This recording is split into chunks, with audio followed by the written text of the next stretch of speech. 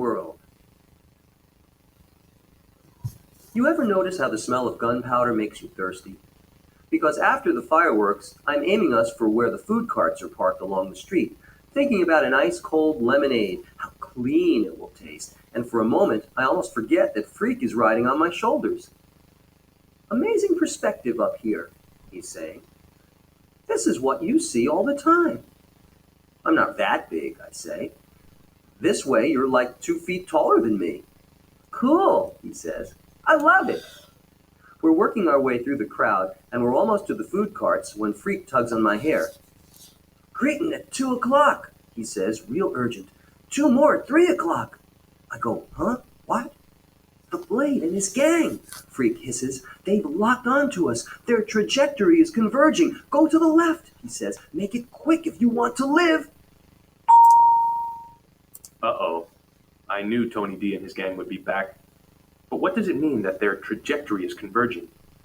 Well, the Freak seems pretty freaked out, and he even said, make it quick if you want to live. My guess is that Tony D and his gang are getting closer. We better get back to the book. Meet you at the top of page 35. Too bad I'm a little confused about rights and lefts.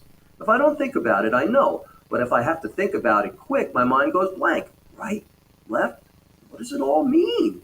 Left, Freak says, and he kicks me with his little foot like he's digging into a horse, and it clicks in my head. Go that way. Follow the feet. Faster, Freak is saying, and he's urging me on. It's lucky for me the little dude doesn't have any spurs, but I don't care. I just want to get clear of Blade. Warp factor 9, Freak is shouting. More speed, oh mighty beast. Now I'm running at a full gallop, weaving through the crowd, and I don't even need to look back. All I have to do is follow the way Freak is kicking his feet, steering me. I'm pretty sure we're getting away until this punk comes out of nowhere. He's one of Blade's gang, and he's got this big, ugly grin.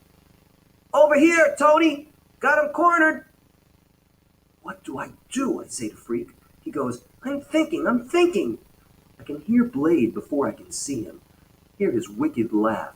So mean and dirty it makes my stomach freeze up and my knees feel squishy. You! The Freak! You and that giant retard!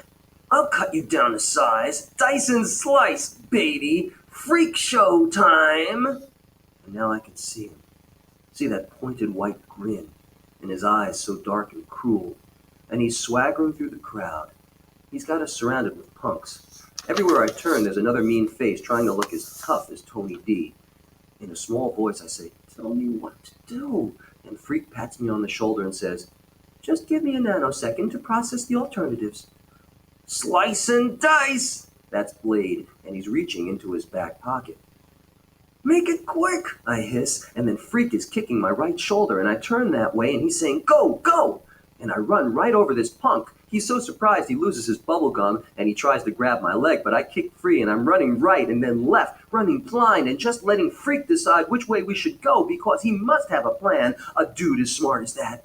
Which I'm right about. He does have a plan, only the plan is to run out into the smelly mill pond and drown us both.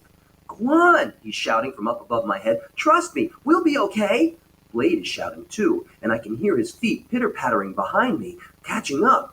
Warp speed, Freak is shouting, and he's kicking with both feet now, which means go straight. Head for the H2O!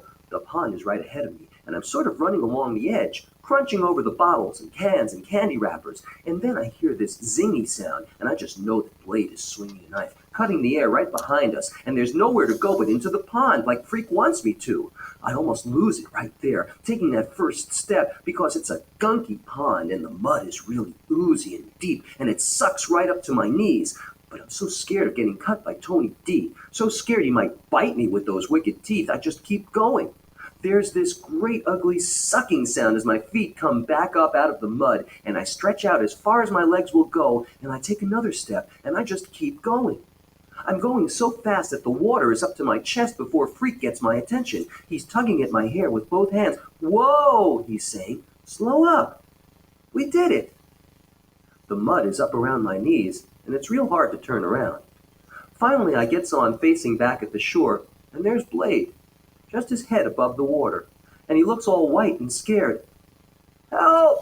He's blubbering, choking on that dirty water, And then his punksters are splashing in to rescue him. Man, they can hardly get him loose, the way he's stuck deep in that mud. And before they drag him to shore, they're all covered with slime and mud. They're gasping like fish, almost too tired to cuss us out. But that doesn't last. Blade is covered with mud right up to his neck, which on him looks natural. He turns to his gang, who look as slimy as he does. "Get some rocks! It's target practice time!" "What do we do now?" I ask, because the mud is still sucking me down. It's over my knees now, and the water is right up under my arms, and even Freak's feet are getting wet. "Wait," Freak says. "The cavalry is coming. Can't you hear that bugle?" I'm listening, but I can't hear anything except for Blade and his gang and how they're scrambling around trying to find some rocks to heave at us. I can see Blade rearing back to throw, and the first one misses us. "Can you move?" Freak says. "I don't think so." It's true. The mud is up over my knees, and I'm locked in place. I can't even fall down, that's how stiff it is. I'm like a big fence post, and everybody knows a fence post makes a good target. More splashes as the rocks fall short. At first they're throwing stuff that's too heavy.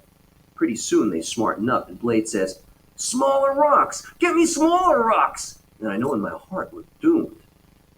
Then up above me there's this really loud, high-pitched screech. Freak has his fingers in his mouth, and he's whistling, real shrill and shivery, and so loud it almost hurts my ears. And then I see what Freak has been seeing all along.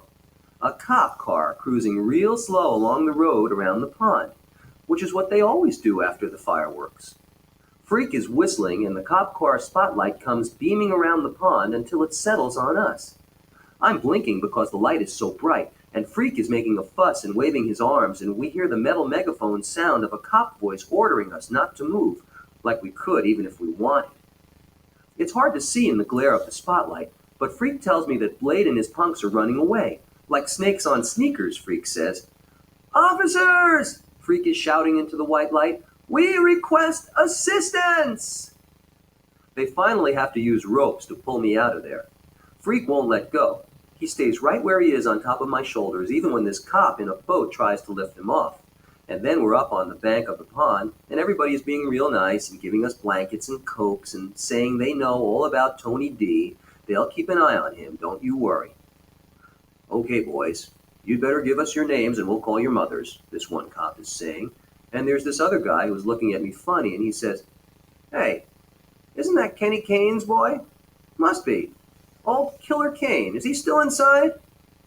Freak is still holding tight to my shoulders, and when they ask him for his name, he says, "We're Freak the Mighty. That's who we are. We're 9 feet tall, in case you haven't noticed." That's how it started, really. How we got to be Freak the Mighty, slaying dragons and fools, and walking high above the world. Walking high above the world. Wow. For a guy covered with slime, Max seems pretty happy. He seems like a new person. In a way, Max and Freak are a new person. It's like both characters came together. And with Max's strength and Freak's brains, Mighty is the right name for them. You know, I'm thinking that both of these characters are called disabled. Freak has his crutches and his tiny size. Max has his learning disability. That must be part of what brings them together, even though they seem so different. Then again, maybe they're not really as different as all that. They seem to share a lot of fun together, and they're both pretty funny. Now that they're Freak the Mighty, I wonder what they'll do. In a way, this story is just getting started.